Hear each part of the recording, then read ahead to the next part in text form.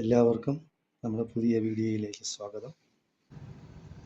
അപ്പോൾ നമ്മുടെ തിരുവനന്തപുരം മേയറും സംഘവും ഡൽഹിയിൽ പോയി ആനമുണ്ടവുമായിട്ടാണ് ഇപ്പോൾ തിരിച്ചു വന്നിരിക്കുന്നത്.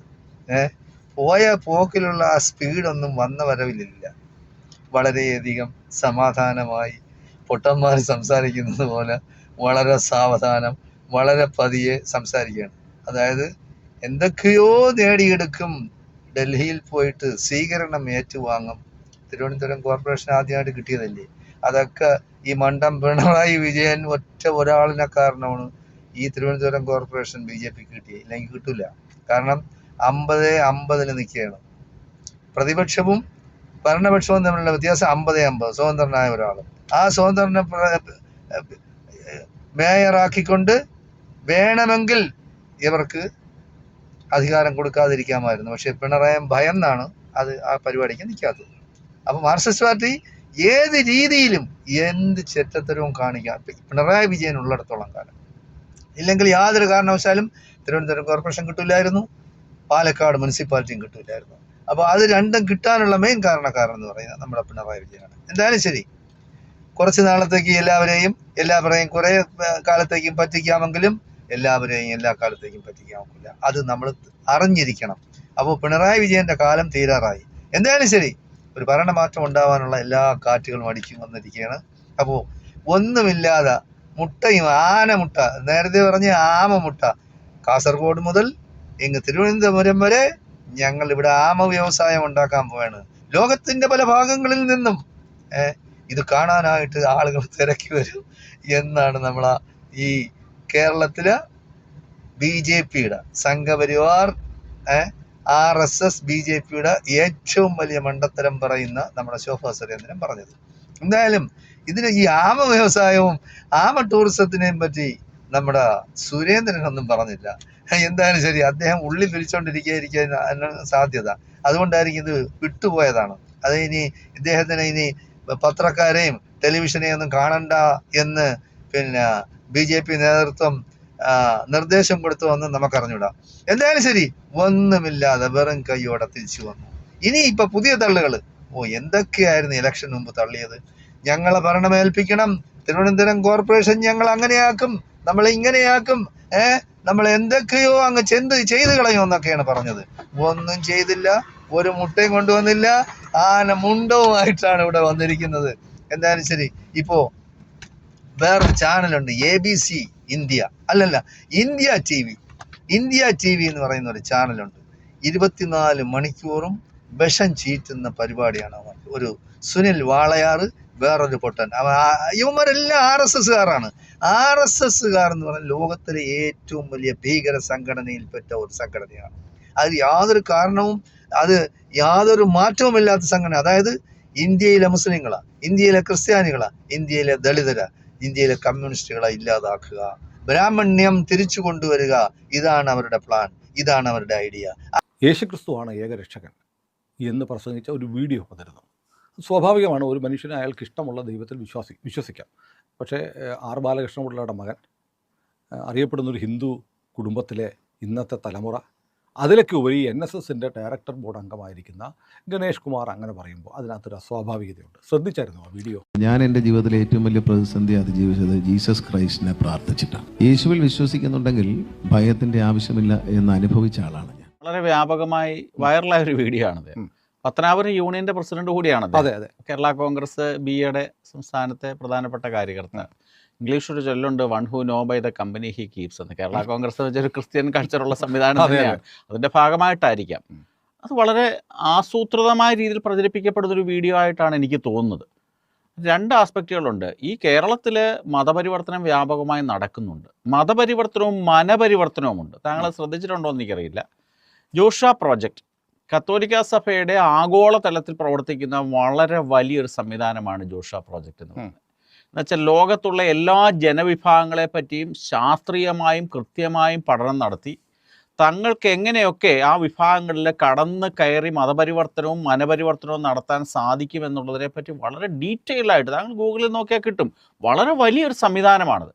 ഇത് കേരളത്തിലെ ഓരോ ജാതികൾ എത്രയാണ് താങ്കൾക്കറിയാവോ? കേരളത്തിലെ ഹിന്ദുക്കൾക്ക് എത്ര ജാതിയുണ്ട്? എനിക്കറിയില്ല. 421 ജാതികളെ അവർ തിരിച്ചിട്ടുണ്ട്. 421 ജാതികൾ.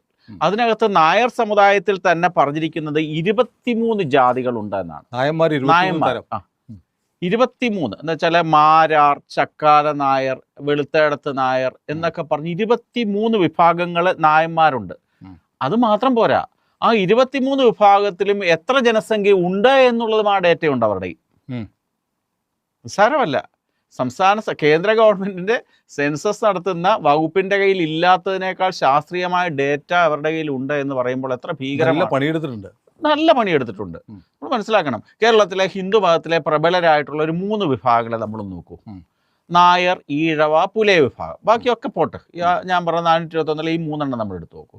ഇവരുടെ കണക്കനുസരിച്ചുകൊണ്ട് കേരളത്തിലെ നായർ, ഈഴവ വിഭാഗങ്ങളിലെ 2% ആൾക്കാർ മതം മാറിയെന്നും 5% ആൾക്കാർ മനം മാറി എന്നുമാണ്. എന്ന് വെച്ചാൽ ക്രിസ്തു വിശ്വാസിയാകുക എന്ന് പറയുന്നതും ക്രിസ്ത്യാനിയായി മാറുക എന്ന് പറയുന്നത് രണ്ടാണ്.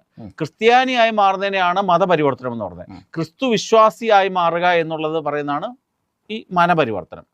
ഈ ഗണേഷ് കുമാർ പറഞ്ഞത് സമാന സ്വഭാവത്തിലാണ്. അദ്ദേഹം മനം മാറി, പേരില് ഹിന്ദുവാണ്. അതാണ് നമ്മൾ ക്രിപ്റ്റോ ക്രിസ്ത്യനിസ്റ്റ് വാക്ക് ഉപയോഗിക്കാറുണ്ട്. എന്ന് വെച്ചാൽ പേപ്പറിൽ ഹിന്ദുവും രീതികൾ ക്രിസ്ത്യാനി. അത്ര ധാരാളം ആൾക്കാർ ഭാരതത്തിലുണ്ട്. ഭാരതത്തിലെ ഈ സംവരണത്തിൻ്റെയൊക്കെ ആനുകൂല്യം നഷ്ടപ്പെടാതിരിക്കാൻ വേണ്ടി പല പ്രബല വിഭാഗങ്ങളിലെ ആൾക്കാരും ഇന്നും ഹിന്ദുമതത്തിലെ പ്രത്യേകിച്ച് പട്ടികജാതി പട്ടികവർഗ സംവരണമുള്ള മേഖലയിൽ ജീവിക്കുന്ന പല ആൾക്കാരും തന്നെ ഇന്നും അവരുടെ ഔദ്യോഗിക രേഖകളിലൊക്കെ ഹിന്ദു പുലയ എന്നൊക്കെ പറഞ്ഞു വെക്കും. പക്ഷേ അവർ വിശ്വാസം അനുസരിച്ചുകൊണ്ട് ഈ ക്രൈസ്തവരാണ്. സംവരണം കിട്ടാനുള്ള കേരളീയ സമൂഹത്തില് ഈ വടക്കേ ഇന്ത്യൻ ഗോസ്വാമിമാര് കാണിക്കുന്ന എല്ലാ തെമ്മാടിത്തരങ്ങളും ഇവിടെയും ആവർത്തിക്കാനാണ് അവന്മാർ ശ്രമിക്കുന്നത്. അതിനാണ് പറയുന്നത്, കേരളത്തില് കർണാടക മാതൃകയിൽ ഒരു നിയമം കൊണ്ടുവരണം, ആന്റി ഹേറ്റ് ബില്ല്.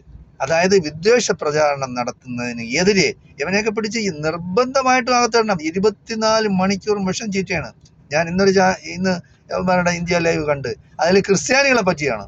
ക്രിസ്ത്യാനികളുടെ കത്തോലിക്ക സഭ കേരളത്തിലെ എല്ലാ ഹിന്ദുക്കളെയും പറ്റി, ഭാരതത്തിലെ എല്ലാ ഹിന്ദുക്കളുടെയും പറ്റി, ഹിന്ദു സമുദായത്തിലെ എത്ര ഉപജാതികളുണ്ട് അതിനെപ്പറ്റി എല്ലാം വിശദമായി അവർ പഠിച്ചു വച്ചിരിക്കുകയാണ്. അവര് ക്രിസ്ത്യാനികളായതിനു ശേഷവും ഈ ഹിന്ദുവിൻ്റെ ആനുകൂല്യം പറ്റാൻ വേണ്ടി അവർ ഹിന്ദുവായിട്ട് പേപ്പറിലെല്ലാം ഡോക്യുമെന്റ്സിലെല്ലാം അവർ ഹിന്ദുക്കളാണ്. പക്ഷേ അവർ ചെയ്യുന്നത് അവർ ക്രിസ്ത്യാനിയാണ്. അതിലെ ഏറ്റവും വലിയ ഉദാഹരണം അവർ പറയുന്നത് ഗണേഷ് കുമാറിനെയാണ്. ഗണേഷ് കുമാർ എന്ന് പറഞ്ഞാൽ എത്ര വയസ്സായി? ഗണേഷ് കുമാറിന് 55 വയസ്സ്, 55, 60 ആയിട്ടുണ്ട്. ആ മനുഷ്യൻ മന്ത്രിയാണ് കേരളത്തിലെ, എത്രയോ പ്രാവശ്യം MLA ആയവനാണ്. അപ്പോൾ അയാൾക്ക് ഇഷ്ടമുള്ള മതത്തിൽ വിശ്വസിച്ചൂടെ? സ്വതന്ത്രനായ ഒരു മനുഷ്യന് ആരെങ്കിലും ഇളക്കിയാണ് ഇനി മതം മാറ്റുന്നത്? അപ്പോൾ ഗണേഷ് കുമാർ വെറും ക്രിസ്ത്യാനിയല്ല, ക്രിസ്തു മതവിശ്വാസിയാണ്. ക്രിസ്തു മതവിശ്വാസിയും ക്രിസ്ത്യാനിയും രണ്ടാണെന്നാണ് ഇവർ പറയുന്നത്. അപ്പോൾ നമ്മൾ മനസ്സിലാക്കണം, ഇവിടെയുള്ള പുലയന്മാരാ ഒരുപാട് പേര് ഇവർ മതം മാറ്റിയിരിക്കുന്നു. ക്രിസ്ത്യാനികൾ എന്തോ ഒരു ഭീകര പ്രവൃത്തിയാണ് അവർ ചെയ്യുന്നത്. ഇവിടെയുള്ള ഗവൺമെന്റിന്റെ കയ്യിലില്ലാത്ത കണക്കുകളെല്ലാം അവരുടെ കയ്യിലുണ്ടെന്നാണ് അവർ പറയുന്നത്. എന്തായാലും ശരി, ഈ വിഷം ചീറ്റുന്ന ഈ ചാനലുകളാ ഇതിന്റെ മെയിൻ എന്ന് പറയുന്ന, ഇതിന്റെ തലച്ചോറ് എന്ന് പറയുന്നത് നമ്മുടെ ഷായൻസ്കറിയാണ്. ഷായൻസ്കറി ക്രിസ്ത്യാനിയാണ് ഹിന്ദുവാണോ എന്ന് നമുക്കറിഞ്ഞൂടാ. അത് അയാൾക്ക് അറിയാം. അയാൾ തുറന്നു പറയുന്നേ ഇല്ല അയാൾ ഹിന്ദു മത വിശ്വാസിയായി മാറിയിട്ടുണ്ടോ എന്ന് നമുക്കറിഞ്ഞൂടാ. അയാൾ പറയുന്നതെന്ന് പറയുന്ന അതെ, ഹിന്ദു രാഷ്ട്രം തന്നെയാണ്, ഹിന്ദു രാഷ്ട്രം അല്ലെങ്കിൽ ആക്കണം, അതിനെന്ത് കുഴപ്പം എന്നാണ് അയാൾ ചോദിക്കുന്നത്. അപ്പൊ എന്തായാലും ശരി, ഇങ്ങനെയുള്ള വിഷം ചീറ്റുന്ന വർഗീയ വിദ്വേഷം പ്രചാരണം നടത്തുന്ന ചാനലുകളെ നിലയ്ക്ക് നിർത്താൻ വേണ്ടി നിയമങ്ങൾ പുതിയതായിട്ട് ഉണ്ടാക്കിയെടുക്കണമെന്നാണ് എനിക്ക് ഈ സർക്കാരിനോടും ഇവിടെയുള്ള ജനാധിപത്യ മതേതരത്വ വിശ്വാസികളോടും പറയാനുള്ളത്. എല്ലാവരും അതിനുവേണ്ടി ഒറ്റക്കെട്ടായി അണിനിരക്കണമെന്നും വരുന്ന പൊതു തെരഞ്ഞെടുപ്പിൽ ഇടതുപക്ഷ ജനാധിപത്യ മുന്നണിയും ഐക്യ ജനാധിപത്യ മുന്നണിയും അവരുടെ പ്രകടന പത്രികയിൽ ഇതിനു വേണ്ടി ഒരു വാഗ്ദാനം നടപ്പാക്കണം. വാഗ്ദാനം അവരിൽ പാലിക്കണം. വാഗ്ദാനം അതായത് അവർ ജനങ്ങൾക്ക് കൊടുക്കണം. ഇങ്ങനെയുള്ള ആൻറ്റി ഹേറ്റ് ബിൽ ഞങ്ങൾ നിയമസഭയിൽ അവതരിപ്പിക്കുമെന്ന്. അങ്ങനെ ചെയ്താലേ നമ്മുടെ കേരളം രക്ഷപ്പെടുള്ളൂ. ജാതിയും മതവും അവനവൻ്റെ ഇഷ്ടമാണ്. അവനവൻ്റെ ഇഷ്ടം അനുസരിച്ച് ജാതിയും മതവും പ്രവർത്തിക്കാം, അവന് സ്വീകരിക്കാം, അവന് പ്രചാരണം നടത്താം. അതിന് നമുക്ക് സ്വാതന്ത്ര്യമുണ്ട്. അതിന് ഭരണഘടന നമ്മൾക്ക് സ്വാതന്ത്ര്യം തന്നിട്ട് നമ്മുടെ അവകാശങ്ങളിൽപ്പെട്ടതാണ്. അതിനു വേണ്ടി എല്ലാവരും ഒത്തൊരുമിക്കണമെന്നും അവനവൻ്റെ ഇഷ്ടപ്പെട്ട മതത്തിൽ വിശ്വസിക്കാനുള്ള അവകാശം അവനവർക്ക് കൊടുക്കണമെന്നും, അല്ലാതെ ഈ സംഘപരിവാർ RSS തിട്ടൂരത്തിനെതിരെ നമ്മളെല്ലാം ഒന്നിച്ച് അണിനിരക്കണമെന്നുമാണ് എനിക്ക് പറയാനുള്ളത്. ജയ് ഹിന്ദ്, ജയ് ഭാരത്.